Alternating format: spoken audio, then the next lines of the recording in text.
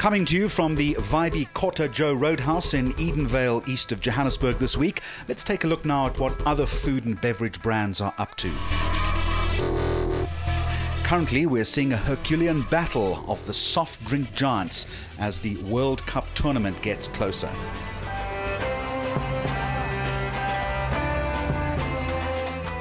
Coca-Cola, which unlike Pepsi is an official sponsor of the tournament, says its marketing program around the 2014 World Cup is the largest in its history, themed the World's Cup. It celebrates soccer as a force for social good.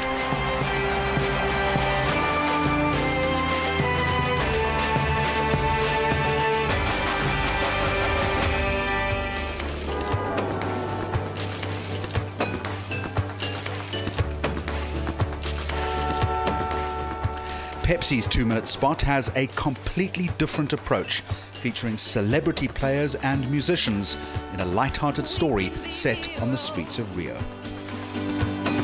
Just for one day, we can be heroes. And just for one day.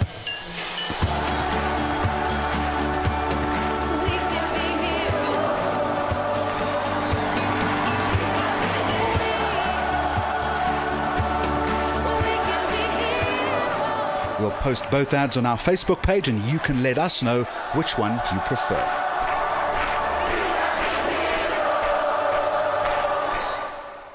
From soft drinks to something a little healthier. As we approach International Children's Day on the 1st of June, nearly 1/5 of South Africa's school children are not eating breakfast before going to school. This influences their ability to focus and learn. The cereal brand Kelloggs taking this serious situation to heart and have committed themselves to dishing out 5 million servings of breakfast to kids around the country in a CSI project called Breakfast for Better Days. Almost 1 out of 5 children in South Africa go to school without eating breakfast. This is Mpho's story.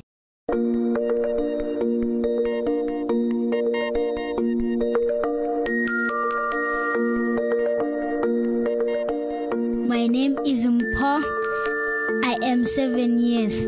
Welcome to my home.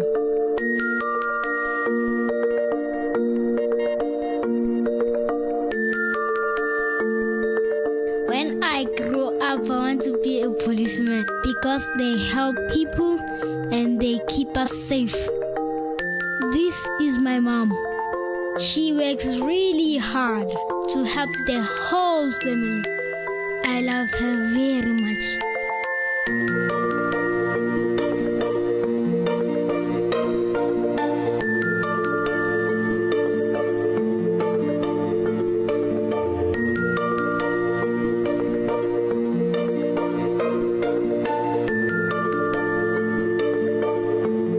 My name is Margaret Ndlovu. I'm an educator here at Ikwezi Primary School.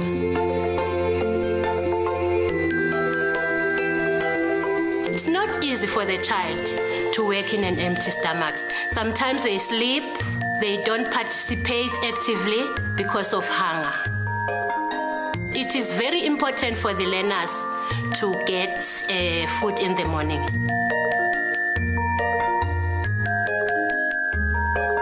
My name is Busi Matakela. Mpho is my son. The most thing I like about Mpho is respect. It's a child who can listen carefully. My hopes, I wish God can help me Mpho grow up as the way he is right now. Because in this nowadays, it's not easy to grow a child as a single mother. But I always told you that I'm your mother, I'm your father. You must be a strong man.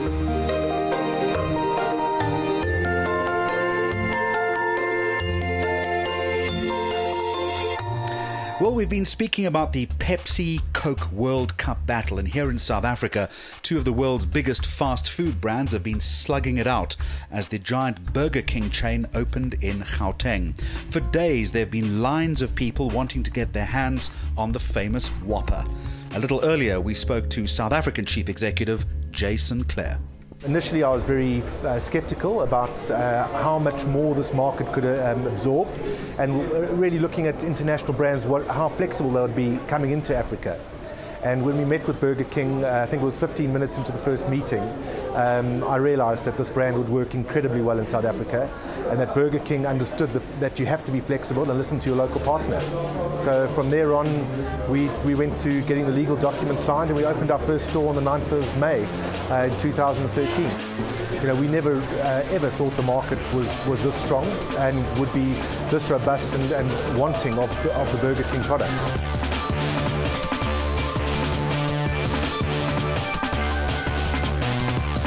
We were anticipating opening maybe 4 stores in the first year, but because of the demand and also the demand from Gauteng, we decided to speed things up, and we opened 3 stores in Gauteng on the 1st of February this year. I think that's the first definitely in the QSR industry in South Africa, that 3 stores all opened on the same day at the same time. So that was sort of a little coup for us from a marketing perspective. We served nearly 6,000 Whoppers on that opening day.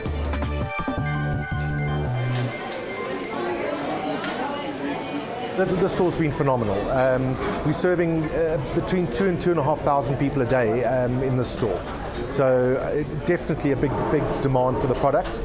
This at the moment is our highest grossing store in South Africa.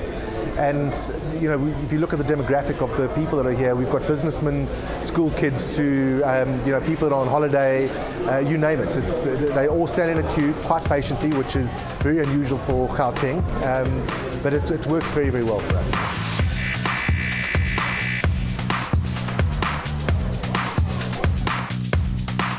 The Whopper and the Double Whopper are by far our market leaders. And the interesting sort of statistic on that is when we came to South Africa, everyone explained to us that chicken had to be a very big part of our menu, and we should at least have 30% of our menu should be chicken. Well, not even 4% of our sales is chicken.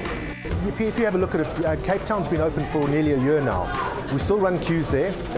We still do enormous numbers. And we've opened more stores in the Western Cape. So I think the hype elements already died down. I think this is really the brand and the product talking for itself.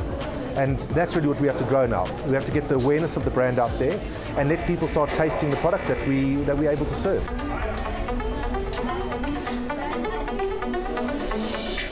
We can't start a big national campaign at the moment. We've only got 12 stores up and running, and by the end of the month we'll have 16 stores, and you really need to get a much bigger footprint to start a big national campaign. So we're really going to start doing more localized campaigns. We use a lot of social media. Obviously that's sort of the new buzzword, I think, in all the marketing houses, and it's working well for us.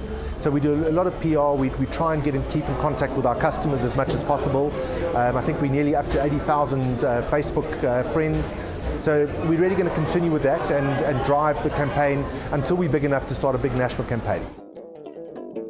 Coming up on the programme, we'll take you behind the scenes on the making of a brand new ad for a famous family restaurant and celebrating 18 years of Chivas whiskey.